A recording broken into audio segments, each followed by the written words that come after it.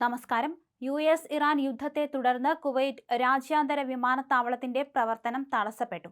അതുകൊണ്ട് തന്നെ UAE-യിൽ നിന്നുള്ള വിമാന സർവീസുകളൊക്കെ മുടങ്ങിത്തുടങ്ങുകയാണ്.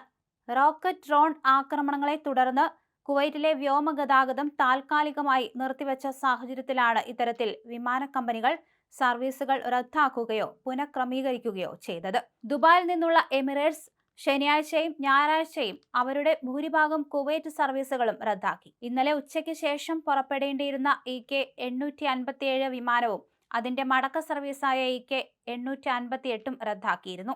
യാത്രാ തടസ്സം നേരിട്ടവർ ബുക്കിംഗ് ഓഫീസുകളുമായി ബന്ധപ്പെടണമെന്ന് എമിറേറ്റ്സ് അധികൃതർ അറിയിക്കുകയും ചെയ്തു. അതേസമയം ഷാർജ, അബുദാബി എന്നിവിടങ്ങളിൽ നിന്ന് കുവൈറ്റിലേക്കും തിരിച്ചുമുള്ള സർവീസുകളും റദ്ദാക്കിയിട്ടുണ്ട്. അബുദാബിയിൽ നിന്നുള്ള ഇത്തിഹാദ് എയർവേസിന്റെ EY-653, EY-654 സർവീസുകൾ നിലവിൽ റദ്ദാക്കിയിട്ടില്ല. എന്തായാലും ഇവ പുതുക്കിയ വിവരങ്ങൾക്കായി കാത്തിരിക്കുകയാണ്. കുവൈറ്റ് എയർവേസും അവരുടെ ഭൂരിഭാഗം സർവീസുകളും പുനഃക്രമീകരിച്ചിട്ടുണ്ട്.